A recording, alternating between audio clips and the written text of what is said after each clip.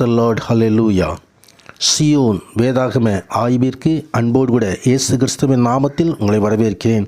இன்று தினத்திலும் 2 ராஜாக்கள் புஸ்தகம் அதிகாரங்கள் 19 முதல் 21 அதிகாரங்களில் உள்ள வசனங்களை தியானிக்க சர்வ வல்லமையுள்ள தேவன் நமக்கு கிருபை பாராட்டுவாராக.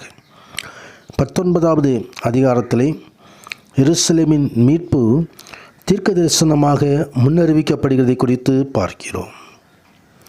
இதோ எதிரிகள் எருசலேமுக்கு நேராக வந்துவிட்டார்கள் என்பதை கேள்விப்பட்ட எசேக்கியா ராஜா தன் வஸ்திரங்களை கிழித்து ரட்டு உடுத்தி கொண்டு கர்த்தருடைய ஆலயத்தில் பிரவேசித்து ஆண்டவருடைய சமூகத்தை நோக்கி விண்ணப்பம் பண்ணுகிற காரியத்தை குறித்து பார்க்கிறோம். எசேக்கியா ராஜாவுக்கு கர்த்தர் பேரில் மிகுந்த நம்பிக்கை இருந்தது.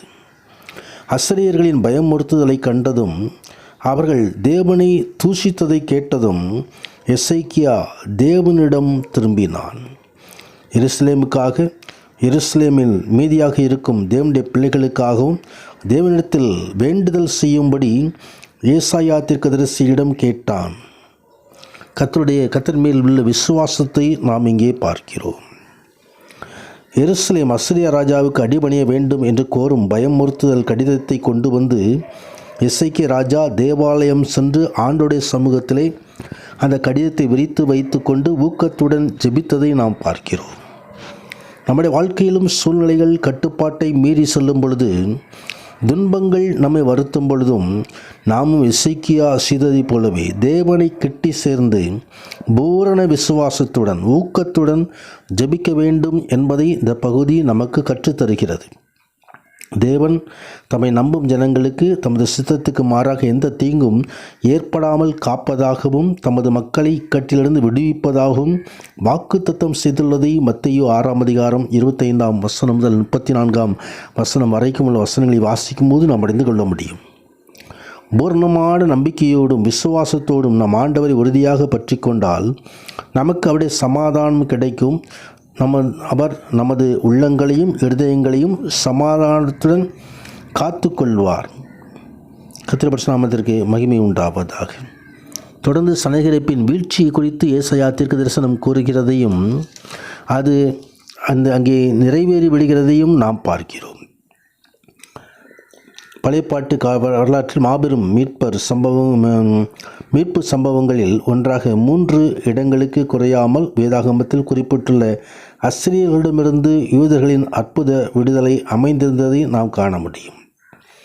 உலகின் மாபெரும் வல்லரசாக இருந்த அசீரியா ஒரு சிறு தேசமாகி யூதாவை எதிர்த்து நின்றது. யூதாவின் தோல்வி தவிர்க்க முடியாது என்று உணர்ந்த தேவன் அங்கே குறுக்கிட்டு தமது மக்களை விடுவிக்கிற காரியத்தை குறித்து பார்க்கிறோம். தூதனை அனுப்பி அங்கே அவர்களுக்கு ஆண்டவருடைய பிள்ளைகளுக்கு ஒரு ஜெயத்தை கொடுக்கிறார். தொடர்ந்து 20வது அதிகாரத்திலே எசேக்கியா வியாதிப்பட்டு மரணத்துக்கு ஏதுவாக இருந்ததையும் அமோத்சியாவின் குமாரனாய் ஏசாயா தீர்க்கதரிசி அங்கே உமது வீட்டு காரியங்களை ஒழுங்குபடுத்தும், நீர் பிழைக்க மாட்டீர் என்று சொன்ன பொழுது எசேக்கியா தேவ சமூகத்தை நோக்கி வேண்டுதல் செய்த பொழுது கர்த்ததாமே அந்த விண்ணப்பத்தை கேட்டார். உன் விண்ணப்பத்தை கேட்டேன், உன் கண்ணீரை கண்டேன், இது நான் உன்னை குணமாக்குவேன், 3ஆம் நாளிலே நீ கர்த்தருடைய ஆலயத்துக்கு போவாய் என்று சொல்லி வாக்குத்தத்தத்தோடு இந்த ஆசீர்வாதத்தை கொடுக்கிறார். அங்கே எசேக்கியா ராஜா அந்த வசனங்களின்படியே தொடர்ந்து உயிரோடு இருக்கிறதை நாம் பார்க்க முடியும்.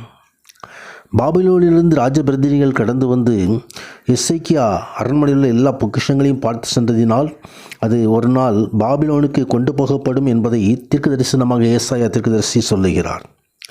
யூதா சிறைபிடிக்கப்பட்டு மக்கள் பாபிலோனுக்கு நாடு கடத்தப்படுவார்கள் என்ற தீர்க்க தரிசனத்தை அது 115 வருடங்களுக்கு பின்னர் நேபுகாத் நேச்சார் பாபிலோனின் ராஜாவாக இருந்த பொழுது அந்த தீர்க்க தரிசனம் நிறைவேறினது. அது எருசலேம் நகரம் அழிக்கப்பட்டது. தேசத்திலும் தேவாலயத்திலும் அனைத்து பொருட்களும் கொள்ளையடித்து செல்லப்பட்டன. யூதாவின் மக்கள் கைதிகளாக பாபிலோனுக்கு கொண்டு செல்லப்பட்டார்கள். தொடர்ந்து 21வது அதிகாரத்திலே மனாசே யூதாவின் ராஜாவாக மாறுகிறதை குறித்தும் அங்கே மனாசே தனது 55 ஆண்டு ஆட்சி காலத்தில் யூதா தேசத்தை விக்கிரகாராதனை செய்யும் தேசமாக இருளிலும் அந்தகாரத்திலும் வழி நடத்தினான். இந்த பொல்லாத அரசனுக்கு தன் தகப்பனாய் எசேக்கியாவின் தேவன் மீது வெறுப்புத்தான் இருந்தது. அங்கே தேவனுடைய கோபாக்கினையை பெற்றுக்கொள்ள காரியத்தை குறித்து பார்க்கிறோம். தொடர்ந்து ஆமோன் யூதாவின் ராஜாவாக 22 வயதாக இருக்கும் பொழுது 2 வருஷம் எருசலேமில் அரசாண்டான் என்பதை வேதம் தெரிவிக்கிறது. கர்த்தருடைய பரிசுத்த நாமத்துக்கு மகிமை உண்டாகும். அந்த வசனங்களை தியானித்து சர்வ வல்லமையுள்ள தேவனுடைய ஆசீர்வாதங்களை சுதந்தரிப்போம். உன்னதரான தேவன் தாமே மகிமையான ஆசீர்வாதங்களை அருளி செய்வாராக. ஆமீன், ஆமீன்.